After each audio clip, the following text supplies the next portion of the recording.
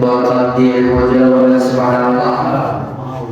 এই সামান্য বিষয়টা যদি আমরা বুঝতে পারি, এই বিষয়টুকু যদি বুঝতে পারি, তাহলে আমরা কখনো বাসায় বসে থাকতে পারি না। এই বাসায় বসে থাকার চেয়ে যদি আমরা মসজিদে এসে বসে থাকি, আল্লাহ পাক রব্বুল আলামিন বলেন কাল কিয়ামতের ময়দানে আপনার এই আশাটাই হলো নাজাতের উসিলা হয়ে দাঁড়াবে। সামনে রমজান মাস আসতেছে, তখন দেখবেন রমজান মাস যখন আসবে মসজিদে একদম ভরপুর হয়ে যায়, কিন্তু সকাল থেকে ভরপুর হয়ে যায়, দুপুরে ভরপুর হয়ে যায়, আসরের সময় ভরপুর হয়ে যায়, মাগরিবের সময় অনেক মানুষ থাকে, মসজিদ ভরপুর থাকে, কিন্তু তারাবির সময় 10টা মানুষ পাওয়া যায় না।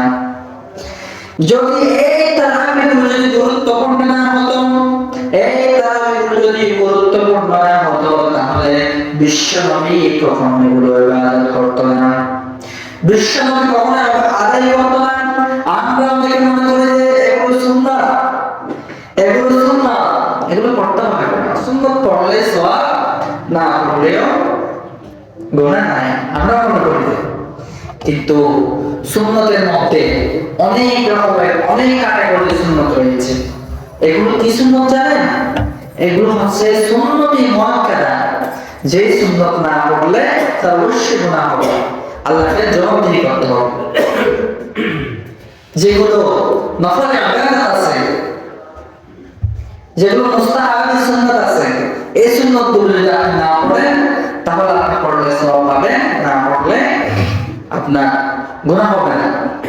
কিন্তু আমরা এটা বুঝতে পারি না, তারাবি একটা মুসলমানের জন্য বাধ্যতামূলক, তাহলে আপনার রোজাটা অপরিপূর্ণ থাকবে। কারণ এই তারাবিটা আমাদের কি পুরো বছর কি তারাবি থাকে? তারাবি থাকে না। তাহলে রমজান মাসে দেওয়ার কারণ কি?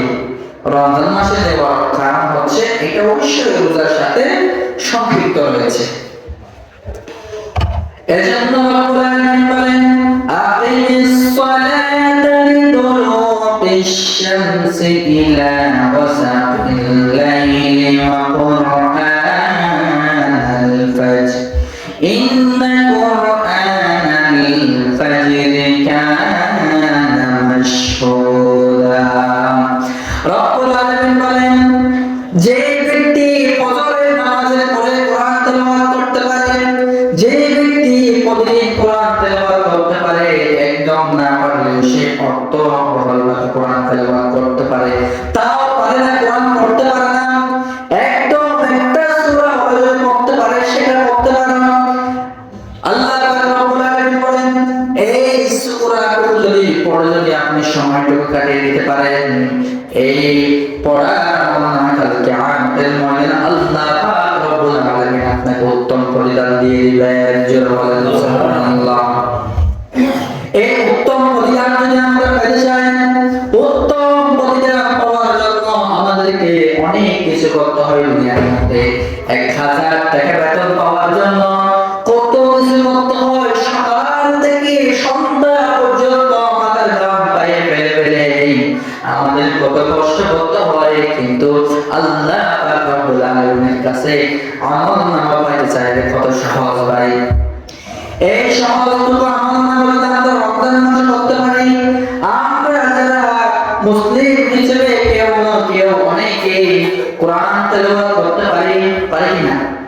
কোরআন তেলাওয়াত আমরা করতে পারি না, একদম যারা করতে পারি না তারা অবশ্যই এই মাসে মনে হয় কোরআন হাফেজরা থাকবেন এবং ইমাম সাহেব থাকবেন। আমাদের তাদের কাছে এসে যদি আপনি একটি আয়াত পড়তে পারেন, একটি আয়াত পড়তে পারেন, আল্লাহ পাক রব্বুল আলামিন কোন জায়গায় এটা বলেন না যে কোরআন তুমি 1 পৃষ্ঠা পড়লে তোমার জন্য কোনো সওয়াব নাই, 1 লাইন পড়লে তোমার জন্য কোনো সওয়াব নাই, এই কথা আল্লাহ পাক রব্বুল আলামিন কখনো বলেন নাই।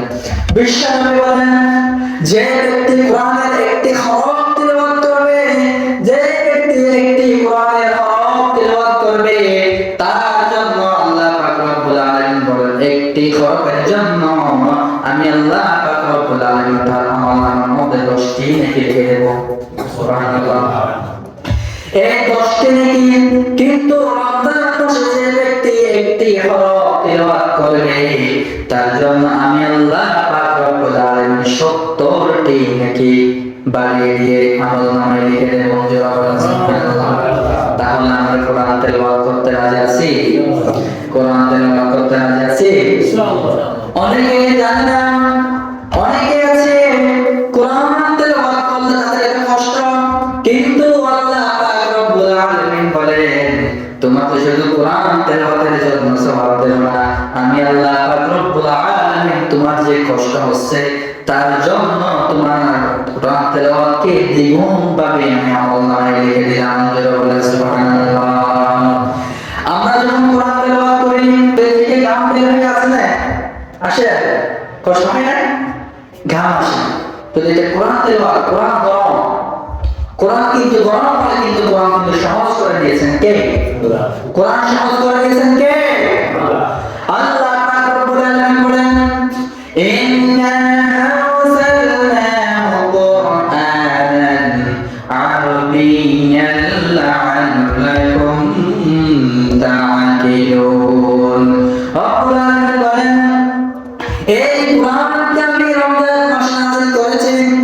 এই কোরআন 23 বছর যাবত এমন ভাবে ধীরে ধীরে নাযিল হয়ে এই রাসূল সাল্লাল্লাহু আলাইহি ওয়াসাল্লামের কাছে এসেছেন। এই কোরআন পরিপূর্ণ আসতে কয় বছর লেগেছেন? 23 বছর। পরিপূর্ণ হয়েছে কোন মাসে? কোন মাসে? আমার সাথে কথা বলেন। রমজান মাসে পরিপূর্ণ হয়েছে। কোন রাতে পরিপূর্ণ হয়েছে? শবে বরাতের রাতে, শবে কদরের রাতে এই কোরআন নাযিল হওয়াটা পরিপূর্ণ হয়েছিল। এজন্য রমজান মাস কি? এজন্য রমজান মাস দামি।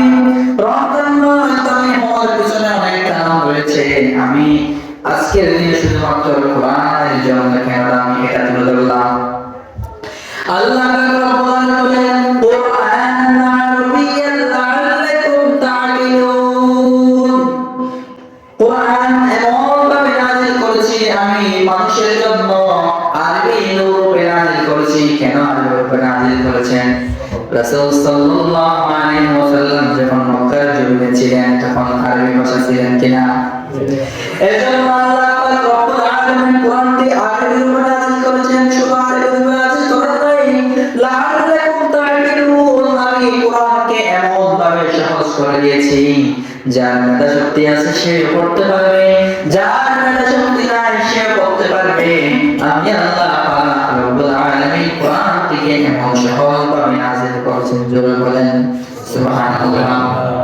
এই আল্লাহ পাক রব্বুল আলামিন বলেন শুধু কোরআন নাযিল করেন নাই, এই কোরআনের মধ্যে যত চিকিৎসা রয়েছে, যত অসুস্থতা রয়েছে, মানুষের সকল চিকিৎসা আমি দিয়ে দিয়েছি। আমরা পড়ি না ইয়াসিন ওয়াল কোরআনিল হাকীম ইন্নাকা লামিনাল মুরসালিন আলা সিরাতিম মুস্তাকিম। ইয়াসিন ওয়াল কোরআনিল হাকীম, কোরআন হচ্ছে বিজ্ঞানময়। কোরআন কি? বিজ্ঞান। আমরা মনে করি যারা বিজ্ঞান আবিষ্কার করেছেন তারা নিজেরাই করেছেন না। আল্লাহ পাক রব্বুল আলামিন বলেন 1400 বছর পরে এই বিজ্ঞানের যা কিছু রয়েছে সব কিছু আমি আল্লাহ পাক রব্বুল আলামিন কোরআনের মধ্যে লিপিবদ্ধ করে দিয়েছি। এই কোরআনের মধ্যে লিপিবদ্ধ করে দিয়েছেন কিভাবে? ইয়াসিন ওয়াল কোরআনিল হাকীম ইন্নাকা লামিনাল মুরসালিন আলা সিরাতিম মুস্তাকিম। যে বৈজ্ঞানিকরা কোরআনকে রিসার্চ করতে করতে এক বৈজ্ঞানিক নীল আর্মস্ট্রং মাইকেল নাম শুনেছেন।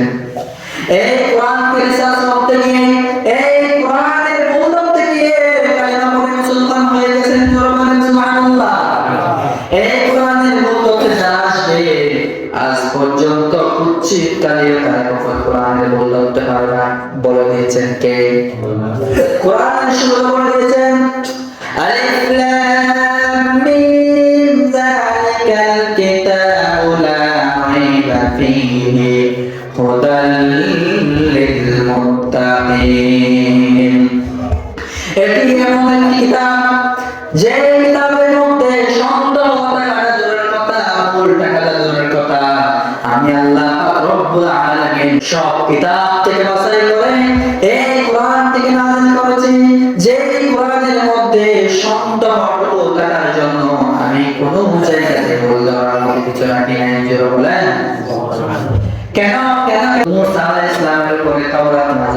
হয়েছিল, সেখানে সেখানে অনেক আয়াত বিকৃত হয়ে গেছে, অনেক আয়াতকে চেঞ্জ করে দিয়েছে, অনেক সূরাকে চেঞ্জ করে দিয়েছে, কিন্তু কোরআনকে পারে নাই। কেন পারে নাই?